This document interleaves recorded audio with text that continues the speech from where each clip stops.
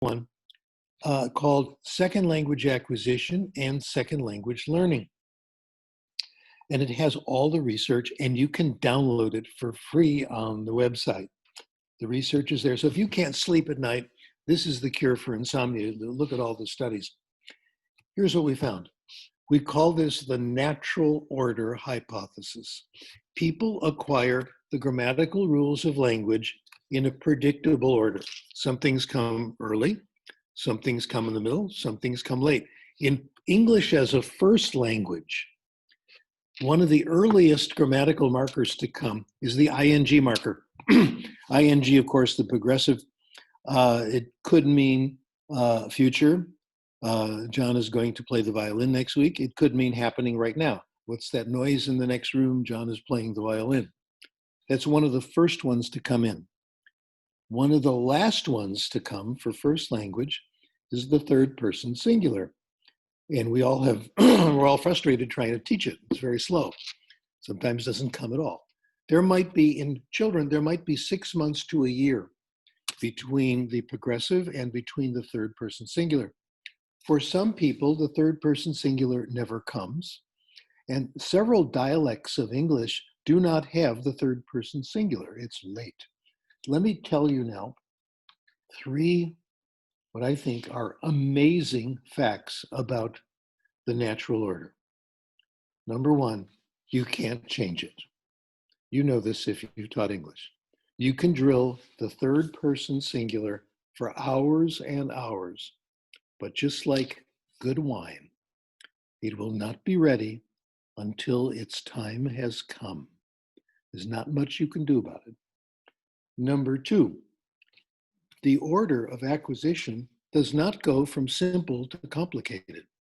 Some things that are acquired early are pretty complicated. Linguists have to work for a long time to get them right and get the rules right. And a lot of things that seem easy are late acquired. Third person singular. You think anyone who could tie their shoes could get that right? No, it's late acquired. Number 3, oh gosh. The natural order hypothesis is not, the natural order is not the syllabus. When we discovered this in the late 70s, early 80s, I thought, well, we've got it. Let's just find out what the natural order is, teach along the natural order. Let's do the progressive tense early, and then wait a while, and we'll do the third person singular. In fact, I said this at a meeting, I'm sure you were all there, 1982, the TESOL convention in Los Angeles. I got such a big audience, standing room only, because there were only 10 chairs in the room. It was this tiny little room, and 12 people showed up. So then I said, we've got it. The natural order is the syllabus. Just give us the natural order. We'll do our research, and you'll have an easier time. Wrong. Noam Chomsky says, there's nothing wrong with being wrong. This is a good example. I was dead wrong on this one. Turns out the natural order is not the syllabus.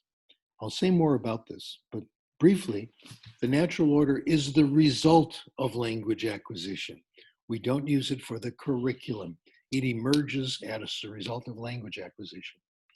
Hypothesis number 3, again, around the same time period, did this all around the same time, the late 70s, early 80s. I am sometimes quoted as saying, grammar is bad. Don't ever teach grammar. Teach grammar, go to jail. We forbid the teaching. No, not true. My position on grammar is that grammar teaching is limited. It's hard to learn, hard to use. And there are some places where it might be a good idea, but these are very small, peripheral parts of language teaching. In order to use grammar, 3 conditions have to be met. And these are very hard conditions to meet. I would call them daunting, challenging conditions. Number 1, you have to know the rule. Let's do a little exercise. I'm sure you're as compulsive as I am and you have a pen in your hand, right? Okay, take your pen and your paper that you're doing notes on, good, and draw a circle on your notebook, which you always have with you, right? That is one of the secrets of success as a scholar. You've learned this by now. Have a notebook with you all the time. You can put in your pocket and a pencil or pen. or on your little computer, cell phone. 3 conditions. For one, you got to know the rule. Take your pen and draw a circle on your sheet about the size of a large coin. Okay. Let's say that circle is a set. We're going to do a little algebra here. That's a set of rules, all the rules of English, known and unknown. Let's say we go to the world's greatest syntactician. Believe it or not, the world's greatest syntactician is still Noam Chomsky, absolutely no doubt. He's the most relentless in doing his work. He's pursuing universals, and he's still doing it. He's 91 years old, and he's sharp as ever. And what he does is he does detailed analyses of individual languages. And if he can find an analysis that really works, it's a candidate for universal, because it's very hard to find the right rule. So Noam Chomsky probably, I'm sure, knows more about English, the language he works in, than anyone on earth. He knows more about English than anyone who's ever lived. That's a safe, I think, statement. Let's say we go to Professor Chomsky. I got to tell you that Chomsky has always been very modest. He never makes extravagant claims. He says this might be true, might not, etc. And he says we've only described fragments of English. Okay, that's a very modest statement. And you go to him and you say, Professor Chomsky, how many rules of English have you and your colleagues described? He'll say, we haven't done a very good job. We've only done a few. He'd say we have a tiny little bit. In your circle, draw a subcircle, what we call a proper subset, inside the circle that represents how many rules Noam Chomsky knows. Now, be generous. Now, he says he's only described fragments, but let's be real. He probably knows more than that. So here's the big circle. You can draw a little smaller one inside. So that's Chomsky, linguists. Let's say we go to another group of people. These are grammarians, experts in grammar. They're the ones who read Chomsky's work and write grammar textbooks. How many rules do you think they know? They don't know as many as Chomsky, but they know a lot. They read all this stuff and make sense out of it. So draw a circle inside the Chomsky circle. These are rules that experts on grammar know. Okay, next group. Dedicated grammar teachers. How many rules do they know? They don't know as many rules as people who write textbooks, but you've run into people like this. They love grammar and they know a lot. So draw a circle for them, be a little smaller. You see where we're going. Another circle, people who teach grammar, all the rules that they teach. They don't teach all the rules they know, they can't possibly. Another circle, all the rules their best students understand. The circle's getting smaller and smaller. The little dot you have left is the limit of grammar for our very best students. I have taught these people, I know them very well. Back when I was teaching at USC, Southern California, I occasionally taught English as a second language, the ESL thing. I liked doing it every so often to see what was going on. And I would teach the advanced grammar part. This is before I discovered all this stuff. I thought that was a good place for me to show off and have the students respect. And I would always do the verb system. Here's what I found. Number one, these students are dedicated. These are like graduate students who came from other countries who are studying engineering, computer science, theoretical math. They knew how to study and they were not afraid of complication. They had also studied grammar their whole lives. They started it when they were 10 years old in elementary school, and they thought knowing grammar was very important. How many rules did they know? Not very many. When I taught them things, reviewed things like the regular past, third person singular, that was okay. But when you do, contrary to past conditional, even the present progressive, they were a little bit vague about all this. So even the best students money can buy, we had them at USC, still don't know all the rules and know only a small part. So number one, know the rule is a severe constraint on how much grammar can be consciously learned. Enough though, if you want to apply rules, you got to be thinking about correctness. What we think is happening, let's say, let me back up a little. Think of a language that you're intermediate in. Now, just about everybody in the audience, you speak native language well, you speak English well, and there's probably another one that you're okay in, but you have some gaps, etc. It's very important for people like us to be always trying languages and always doing new ones. I have several languages I'm actually pretty good in. I have one, and I have some that I'm terrible in. The one that I like to think about is Spanish. I am an absolute intermediate in Spanish. And here's how I define it. I can have a conversation in native speaker Spanish. You start speaking Spanish to me, if you slow down a little, I'll do fine. I make mistakes, the things I have not acquired. When I read a lot of good novels, I can understand, but occasionally I'll get caught talking to people. Sometimes I'll ask them to slow down and I won't quite use the right expression, but I'm pretty good and I'm getting better all the time. I read in Spanish every day. I read in other languages too, as much as I can. And around Los Angeles, I can get into conversations, et cetera. It's lots of fun. When I speak Spanish, here's what happens. At first, the sentence I need pops into my mind. Then just before I say it, if I have time, I can think of the rule, realize I'm about to make a mistake, and make corrections. That's called the use of the monitor. That's all we can do with grammar. We can make corrections before we say something, before we write, or sometimes you realize you made a mistake and you go back and correct. To do that, you've got to know the rule. Also, you've got to be thinking about correctness. You've got to be, what they say, focused on form. I find that to be very unnatural. It's kind of like patting your head and rubbing your tummy at the same time. It's something we don't do very well. And it gets in the way of communication. You've got to really learn to turn off that monitor. But you've got to be focused on form. And you have to have time. If you don't have time, you can't do this. In the midst of conversation, it's very, very hard to think about grammar, especially if the conversation's interesting. Now, when in our lives are these three conditions met, where you know the rule, you're thinking about correctness, and you have time? Only one situation: when you take a grammar test. When you take a grammar test, you've studied the rule, you're thinking about correctness, because it's a test, and you've lots of time. It's usually a written test, unless it's an oral test.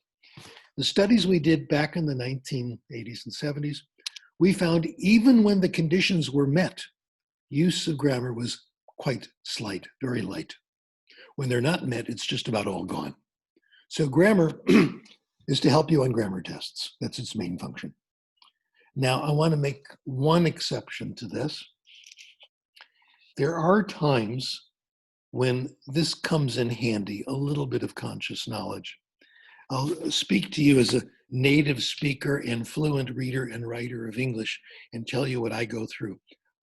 Even in English, there's some places where I'm a little insecure when I'm writing something on the computer. And these are rules that are on their way out of the language. They're about to leave the language. My favorite example, ITS, IT apostrophe S. It's and its. One is it is, and the other is possessive. Now, I can tell I'm making you a little bit unsure, because I am too. Most native speakers are. I've done surveys of this, and I've asked native speakers, several hundred of them, different lectures, how many of you have no trouble with its and its? You always know which one to use. And I'd say only about half or less. How many of you are a little insecure? About half. And that's me too. That's my good example rule. And then I have to look it up. When I look it up, I realize which one's right, et cetera. So even native speakers, when things are leaving the language, they're on their way out, so we're a little insecure. I do check on it. I know people get it. It's like not being dressed correctly. You have to have it just right. So the monitor is when the editing stage, when everything is on paper and you're done, that's a good time to do that. Okay, we're ready for the big one. I've been talking 30 minutes and I haven't said anything major yet. This one is it. How do we acquire language? This is the breakthrough. Before I do that, I'd like to give you a language lesson, a quick language lesson. And I'm going to use a language that I'm sure some of you have studied and some of you haven't. And I'll give you 2 lessons on this language. To appreciate it, you're going to have to watch me because I don't have a chalkboard, okay? And you can tell me which of the 2 lessons you like better. Lesson number 1. Wir werden jetzt anfangen, Deutsch zu lernen und ich möchte voraus sagen, dass nach meiner Meinung Deutsch ist eine sehr schöne Sprache und ich hoffe, dass Sie alle sehr viel Erfolg mit Deutsch haben werden. By the way, if you all speak German, I can do this again in Hebrew if you like. Okay, pretty good lesson. What do you think? You think if I kept talking to you like that, you'd pick up German? Probably not. How about if I repeated it? Would that help? How about if I said it louder? How about if I had a board, I wrote it on the board, and you copied it down? None of those things work. None of those things mean anything, and you can see that now. Here's lesson number 2. You have to watch me for this. Das ist meine Hand. Meine Hand. Verstehen Sie das? Ja? Hand? Ja? Das ist mein Kopf. Verstehen Sie das? Kopf? Ja? Ja? Und hier sind meine Ohren. Meine Ohren. Wie viele Ohren? 1, 2, 2 Ohren. Ja? Und das ist mein Mund. Mund. Verstehen Sie das? Mund? Und hier sind meine Zigaretten. Ja, meine Zigaretten. Ich habe keine Zigaretten. Zigaretten sind nicht gut. If you understood lesson number 2, not every word, but more or less, I did everything necessary to help you acquire German. I'm now going to share with you the most important concept I have learned about language, the best kept secret in the profession. We acquire language in one way, and only one way. Here it is, when we understand it. If I kept talking to you, if we could be like a German class, beginning German, and I could keep the input light, interesting, a few jokes here and there, after a while, you'd start to speak German. Here is the biggest secret, the best kept secret in the profession, and the only thing that works. And it has been the last resort in language teaching. We acquire language when we understand what people tell us or what we read. We call this comprehensible input. It's more complex than that, but that's, crudely correct in my opinion. Let me share with you, I'm full of amazing facts today, 3 amazing facts about language acquisition. Language acquisition requires no work. It's effortless. All you had to do was watch me make a few silly jokes in German, and you acquired a little German. No work, no effort. Number 2, this one I just love. Very mystical. Language acquisition is involuntary. Like it or not, you all just acquired some German. There's nothing you can do about it. You can't stop it. The brain does language acquisition very well. Given comprehensible input, you must acquire. That's the way the brain is made. You have no choice. Teaching language is easy in a sense. All you have to do is give people messages that they'll pay attention to, and they'll pay attention to them if they're interesting, and all the rest will happen. Our ability to speak is the result of language acquisition. Talking is not practicing. Writing is not practicing. The ability to produce language is the result, not the cause. We acquire language by input, not by output. If you increase output, you make students talk more, you make them write more, they will not get better. This is a big one. We have confused cause and effect in language acquisition. Well, I have one more hypothesis for you, and then some more radical statements, and then we'll talk about how it's done. Colleague of mine, Leonard Newmark, made this statement. He preceded my work. I got to give you some Leonard Newmark gossip. This is truly strange. I have this aunt and uncle who lived quite close to me in West Los Angeles. I'm going to talk about Leonard Newmark. Their names was Boris and Ann Newmark. Isn't that interesting? Boris and Aunt Ann. Ann was my dad's sister. We lived pretty close to them, so we knew them pretty well. Very nice people. And they had their 50th wedding anniversary. And it was celebrated in the synagogue about 1/2 mile from their house and about 1 mile from our house. So of course we went to the 50th wedding anniversary. I walk in and there's Leonard Newmark standing there. So I said, Leonard, what are you doing here? He said, Stephen, what are you doing here? And I said, this is my aunt and uncle's 50th wedding anniversary. He said, no, it's my aunt and uncle's 50th. We have the same aunt and uncle. His uncle Boris and my aunt Ann were celebrating there, and we had no idea. And we had pretty much the same theory, and I've been very dependent on his work, quoted all the time, etc. Anyway, cousin Leonard says that the most important prerequisite for language acquisition is that people pay attention to the input. It's going to be a lot easier if the input is interesting. I'm going to push this a little farther. I think it should be more than interesting. What we call optimal input should be so interesting that you forget that it's in another language. We call this compelling input. That's what we're looking for. That's for the best language acquisition. A guy named Mihaly Csikszentmihalyi, I won't spell his name for you, wrote a book called Flow, F-L-O-W, that I can spell. And in this book, it's a wonderful book, he says, when you're in a state of flow, the world disappears around you. Only the activity counts. You're lost in time and space. Your sense of self is lost. And real learning only takes place when you're in flow. When you're not trying to learn, you're just involved. My favorite Csikszentmihalyi study, they interviewed young men in Tokyo. There's a group of kids in Tokyo who ride their motorcycles down the main streets of Tokyo at 1 and 2 o'clock in the morning. And they interviewed them. They said, why do you guys do this? Well, their hypothesis was they did it to impress the girls. I think that's very unlikely because the girls aren't really out there at 1 and 2 o'clock in the morning watching these guys. Turns out when they asked them why, and they said, when I'm on that motorcycle at 1 in the morning and no one's around, time stops. I don't know who I am. My sense of self is gone. It feels only me and the motorcycle.